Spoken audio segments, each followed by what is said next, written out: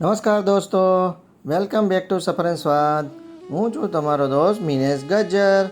હું આજે તમને લઈ જઈ રહ્યો છું અમદાવાદની દક્ષિણ દિશામાં આશરે 16 કિલોમીટર દૂર આવેલ જેતલપુર ધામે, જે શ્રી સ્વામિનારાયણ ભગવાનની મુખ્ય મંદિરોની યાદીમાં મહત્ત્વનું સ્થાન છે. આ મંદિર નેશનલ હાઈવે 8 ઉપર આવેલું છે. તે રસ્તાની ડાબી બાજુ ગામ તેમજ મંદિર આવેલું છે અને રસ્તાની જમણી બાજુ પ્રસાદીની જગ્યાઓ આવેલી છે. તેમાં ગઢી, દેવ સરોવર, ફૂલવાડી, રાજમહેલ, યજ્ઞશાળા વગેરે આવેલા છે. હવે આપણે પહોંચી ગયા છીએ શ્રી સ્વામિનારાયણ મંદિર જેતલપુર ધામ. હવે આપણે મંદિરના મેઇન ગેટની ભવ્યતા નિહાળીશું, તેમજ તેની બાજુમાં આવેલા જેતલપુર ગામના પ્રવેશદ્વાર પણ નિહાળીશું. અને ત્યારબાદ આપણે મંદિરના ગેટથી મંદિર પરિસરમાં પ્રવેશ કરીશું. મંદિર પરિસરમાં પ્રવેશ કરતાં આપણને ડાબી બાજુ ગંગા માના ઓરડા તેમજ મુખ્ય મંદિરના પ્રથમ દર્શન થાય છે.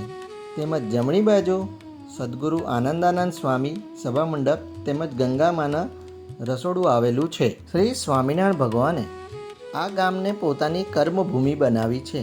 હવે આપણે મુખ્ય મંદિરને નિહાળીશું, જે 3 મંજિલા છે.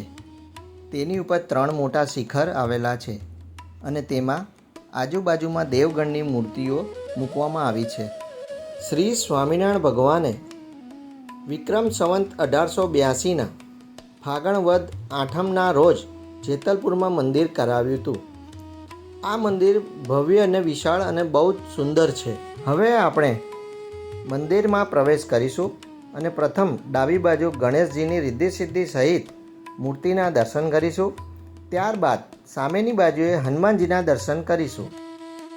મનોવાંછિત સુખ આપનાર એવી દિવ્ય શ્રી રેવતીજી, બળદેવજી તેમજ હરિકૃષ્ણ મહારાજની મૂર્તિના દર્શન કરી શ્રી રાધાકૃષ્ણ દેવની મૂર્તિના દર્શન કરીએ અને સાથે સજાનંદ સ્વામીની સુખસૈયાના દર્શન કરીને દિવ્ય જ્યોતના પણ દર્શન કરીશું.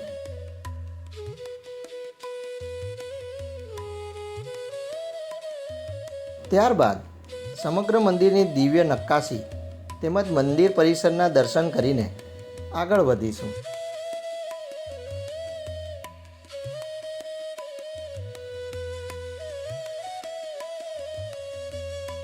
ત્યારબાદ મંદિરમાં ઊભા રહી સામેની બાજુએ આવેલા સદગુરુ આનંદાનંદ સ્વામી સભા મંડપ, જે 3 માળનો છે, તેમાં સભા મંડપ તેમજ સંતોના ઉતારા આવેલા છે, તેની ભવ્યતા નિહાળીશું. ત્યારબાદ આપણે બાલ સ્વરૂપ શ્રી ઘનશ્યામ મહારાજ, જે સૌ ભાવિક ભક્તોને મોક્ષદાનની સાથે સાથે સંસારના ત્રિવિધ તાપમાંથી મુક્તિ પ્રદાન કરતા તેવા અલૌકિક દર્શનને નિહાળીશું.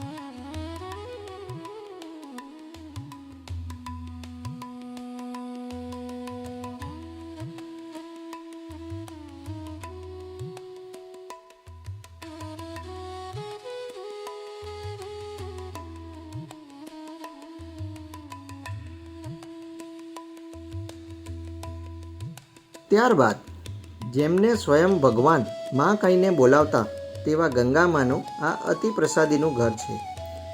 તેની અંદરથી દર્શન કરીશું. તેમાં દાદર, ખાટલાના પાયા, રજાઈ, ચાખડીઓ, સ્વામિનારાયણ ભગવાન સંતાયા હતા તે કોઠી, તાસ, સાસર, લોટા, વાટકા, થાળ, થાળીઓ, ઘંટી, સાંભેલું, વલોણું, પાટલા, ઢોલિયો, ઘૂસરું, પ્રસાદીનો ચૂલો, પાણી ભરવાનો કાઠલો, તાવડીઓ, આવી અનેક વસ્તુઓ પ્રસાદીની અહીં મૂકવામાં આવી છે. હવે આપણે આ મંદિર વિશે વિસ્તૃત માહિતી શાસ્ત્રી શ્રી પુરુષોત્તમ પ્રકાશદાસજી સ્વામી જોડેથી માહિતી મેળવીશું. સ્વામી જય સ્વામિનારાયણ. જય સ્વામિનારાયણ. હા, મારો પ્રશ્ન છે આપણે આ જેતલપુર ધામ માટે થઈને કે આ જેતલપુર ધામનું ખાતમુહૂર્ત કોણે કરાવ્યું અને કોના સાથે થયું? જેતલપુર ધામનું મંદિર છે એ આપણા સંપ્રદાયમાં ભગવાન સ્વામિનારાયણે પોતાના સમકાલીન 9 મંદિરો બનાવ્યા છે.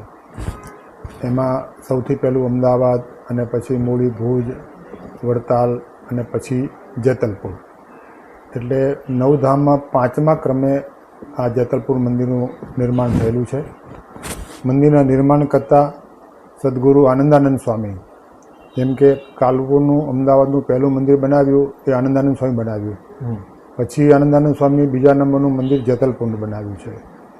એટલે મંદિરનું નિર્માણના શિલ્પી તરીકે, નિર્માણકર્તા તરીકે આનંદાનંદ સ્વામી અને રેવતી બળદેવજી હરિકૃષ્ણ મહારાજની મૂર્તિની પ્રાણ પ્રતિષ્ઠા ભગવાન સ્વામિનારાયણ પોતાના સ્વહસ્તે કરેલી છે. વચમાં જે દેરું છે એમાં જે રેવતી બળદેવ હરિકૃષ્ણ મહારાજ છે એની પ્રાણ પ્રતિષ્ઠા સ્વામિનારાયણ ભગવાને કરી અને પછી 11 વર્ષ પછી આ મંદિરને એક શિખરમાંથી 3 શિખરમાં રૂપાંતર કર્યું.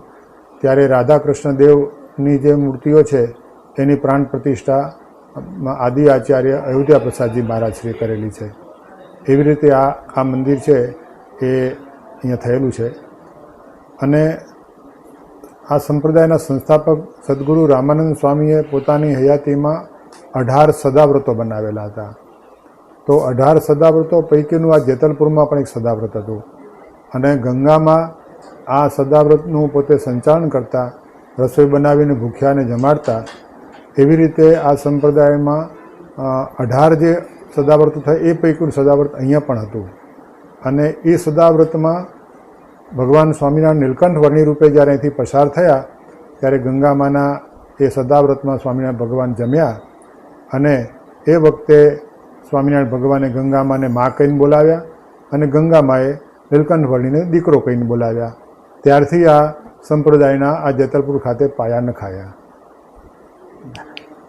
સ્વામી, આ મંદિરનું મહત્વ શું છે? જેતલપુર એ બહુ પ્રાચીન ઐતિહાસિક ધામ છે. આદિ કાળમાં આપણા કેટલાક શાસ્ત્રોમાં એવો ઉલ્લેખ આવે છે કે દ્વારિકાધીશ ભગવાન શ્રી કૃષ્ણના મોટાભાઈ બળરામજી, તેઓ દ્વારિકાથી વૃંદાવન જતાં વચમાં આ દેવ સરોવરના કિનારે અનંત વખત વિસામો કરેલો છે અને દેવતાઓ સહિત સ્નાન કરેલું છે. ત્યારથી આ તીર્થધામ તરીકે બન્યું છે. એવી રીતે સ્વામિનારાયણ ભગવાને ઐતિહાસિક જે કાર્યો કર્યા એમાં સૌથી પહેલો તો અહિંસામય યજ્ઞ કરેલો છે. એ જમાનામાં રાજા મહારાજાઓ યજ્ઞ કરતા, એમાં યજ્ઞની અંદર બલિ ચડાવતા, પશુ બલિ ચડાવતા. તો એ પ્રથા હિંસા બંધ કરવા માટે ભગવાન સ્વામિનારાયણે અહિંસામય યજ્ઞની શરૂઆત અહીંથી કરેલી. જ્યારે કોઈ જગ્યાએ અહિંસામય યજ્ઞ થતો ન હોય અને પહેલો યજ્ઞ કરવો એટલે કેટલો બધો સંઘર્ષ થાય. સત્તાધીશો સાથે થાય, બ્રાહ્મણો સાથે થાય, જગરજનો સાથે થાય. લોકોની માનસિકતા જે મગજમાં નક્કી થઈ ગયેલી હોય એમાંથી કંઈ પણ પરિવર્તન આવે તો એમાં સંઘર્ષ થાય. ઘણા બધા સંઘર્ષ પછી ભગવાન સ્વામિનારાયણ અહીંયા 18 દિવસનો મહાવિષ્ણુ યાગ કરેલો અને એમાં 18,000 બ્રાહ્મણો એની અંદર પધારેલા અને અસંખ્ય લોકો 18 દિવસ સુધી અહીંયા યજ્ઞમાં ભાગ લીધેલો અને બધાએ ભોજન લીધેલું. અને એ વર્ષે થોડું દુષ્કાળ જેવું હતું એટલે ઘણા લોકો ખાલી દુષ્કાળથી ઉગરવા માટે પણ અહીંયા આવેલા અને બહુ મોટો સમય થયેલો. એટલે ઐતિહાસિક વિષ્ણુ યાગ એટલે એમ કહેવાય કે ભારતમાં એ વખતે બિલકુલ અહિંસામય યજ્ઞો બિલકુલ બંધ જ થઈ ગયા હતા.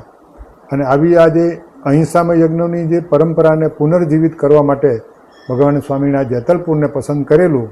એટલે આ જેતલપુર ધામનું અતિ મહત્ત્વ છે. આવા અનેક પ્રસંગો જેતલપુરના છે. ભગવાન સ્વામિનારાયણે તો એમ કહ્યું છે કે અમે આ જેતલપુરમાં ઘરે ઘરે ફર્યા છીએ, ઘરે ઘરે જમ્યા છીએ. ભગવાન સ્વામિનારાયણ મઠનો રોટલો પણ જમ્યા છે. દેવ સરોવરનું અનંત વખત સ્નાન પણ કર્યું છે. મોટા મોટા મુક્તો, ગોપાળાનંદ સ્વામી જેવા અનેક મુક્તોની મુલાકાત, પ્રથમ દર્શન પણ અહીંયા થયેલા છે. અને અહીંયા સદગુરુ રામદાસ સ્વામી, તેઓ જે રામાનંદ સ્વામીના મુખ્ય શિષ્ય હતા, એમનું પણ એ જીવન અહીંયા વિતાવેલું છે. આનંદાનંદ સ્વામીએ પણ પોતાનું શેષ જીવન અહીંયા વિતાવેલું છે. અનંત લીલાઓ ભગવાન સ્વામિનારાયણે જેતલપુરમાં કરી છે અને 358 દિવસ સુધી ભગવાન અહીંયા રહેલા છે. તળાવના કિનારે મોલ છે, એ મોલમાં ભગવાન રહેતા હતા. અને આજે ગંગામાનું ઘર કહેવાય છે. ગંગામાના ઘરે ભગવાન ભોજન જમવા પધારતા. અને અક્ષર ફૂલવાડી છે, એમાં એક બોળસરી છે. જે ભગવાન સ્વામિનારાયણ એ બોરસડી નીચે સભા કરીને બેસતા એ આજે પણ એ પ્રસાદીની બોરસડી છે. લોકો દર્શન કરવા જાય છે અને ત્યાં એની પૂજા પણ કરે છે. તો અનેક ઐતિહાસિક લીલાઓ અહીંયા બનેલી છે અને ભગવાન સ્વામિનારાયણે વચનામૃત જે કહ્યા છે એમાં એમ પણ કહ્યું છે કે અમે અનંતવાર દેવ સરોવરમાં નાહ્યા છીએ, ઘરે ઘરે ફર્યા છીએ અને વૃંદાવન તુલ્ય આ ધામને ભગવાન સ્વામિનારાયણે કહ્યું છે. એટલે સંપ્રદાયની દૃષ્ટિએ, ઇતિહાસની દૃષ્ટિએ આ ધામનું ખૂબ જ મહત્ત્વ છે. અને રેવતી બળદેવજી હરિકૃષ્ણ મહારાજ એ જગતમાં રોકડિયા દેવ તરીકે ગણાય છે. પૂનમના દિવસે લાખો માણસો દર્શન કરવા આવે છે. એકાદશી, રવિવાર આવા તહેવારોમાં પણ ખૂબ લોકો આવે છે. અને વિશેષ કરીને બાળકો, સંતાનો માટેની મનોકામનાઓ ખાસ અહીંયા રાખે છે. એવું સત્ય છે, એવું સત ચાલે છે કે એક પણ દિવસ એવો ન હોય કે જે દિવસે અહીંયા કાંટા ઉપર નાના બાળકની સાકરથી તુલા ન થઈ હોય. એવું ધામ જગવિખ્યાત છે. દેશ સ્વામી, આપણે આ જેતલપુર ધામમાં પ્રસાદીની કઈ અને કેટલી જગ્યાઓ છે? હા, પ્રસાદીની જગ્યાઓ બહુ જ છે.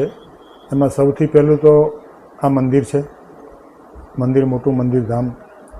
ત્યાર પછી મંદિરની બાજુમાં ગંગામાનો ઓરડો છે કે જે રામાનંદ સ્વામીની પ્રસાદીની વસ્તુઓ, સ્વામિનારાયણ ભગવાનની પ્રસાદીની વસ્તુઓ, સ્વામિનારાયણ ભગવાન જ્યાં કોઠીમાં સંતાયા હતા, ભગવાન સ્વામિનારાયણને રસોઈ બનાવવા માટે ગંગામાએ જે વાસણો, જે વસ્તુઓનો ઉપયોગ કરેલો એ પ્રસાદીની બધી વસ્તુઓ અંદર છે. સાથે સાથે રાધાકૃષ્ણ દેવની જે પ્રસાદીની મૂર્તિઓ, જેની રામાનંદ સ્વામીએ પૂજા કરેલી, સ્વામિનારાયણ ભગવાને પૂજા કરેલી અને ગંગામાએ પૂજા કરેલી, એ પ્રસાદીની યજ્ઞશાળા પણ છે. હા, ટોરડાથી ખુશાલ ભટ્ટ જ્યારે જેતલપુર આવ્યા, સ્વામિનારાયણ ભગવાનને પ્રથમ વખત જ્યાં મળ્યા, જેને આપણે ગોપાળન સ્વામી કહીએ છીએ, એ ગોપાળન સ્વામીની મુલાકાત સૌથી પહેલાં દર્શન થયેલા એ પણ હરિમંડપ છે. પ્રસાદીની બોરસડી નીચે ભગવાને 358 દિવસ સુધી જે સભા કરી, સત્સંગ કર્યા, વચનામૃત કહ્યા, એ પણ ત્યાં પ્રસાદીની એ બોરસડી પણ છે. અને સ્વામિનારાયણ ભગવાને પોતાના સમકાલીન સંતોને, નંદ સંતોને સંસ્કૃત ભણવા માટે મોલની અંદર બ્રાહ્મણ રાખી અને ત્યાં સંતો સંસ્કૃતનો વિદ્યાભ્યાસ કરતા. સ્વામીએ ખૂબ સરસ માહિતી આપી તેમજ મને ભેટ સ્વરૂપે પુસ્તક તેમજ પ્રસાદ આપવા બદલ તેમનો ખૂબ ખૂબ ધન્યવાદ છે.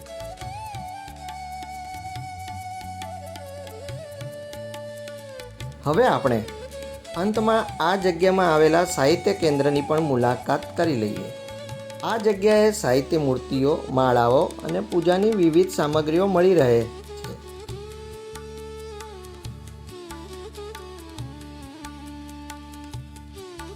તો હવે તમને આ વિડીયો કેવો લાગ્યો તે મને જણાવજો. જો તમને આ વિડીયો ગમ્યો હોય તો લાઈક કરજો, શેર કરજો અને નવા હો તો સબસ્ક્રાઈબ કરી બેલ આઇકોન પર પ્રેસ કરજો, જેથી અમારા બીજા નવા બ્લોગ તમને અપડેટ મળી રહે. Thank you for watching. ફરી મળીશું એક નવા સફર અને સ્વાદમાં. અત્યાર સુધીના બ્લોગને સપોર્ટ કરવા બદલ તમારા બધાનો ખૂબ ખૂબ આભાર છે અને આવી રીતે જ મને સપોર્ટ કરતા રહેજો. Thank you. જય શ્રી સ્વામિનારાયણ.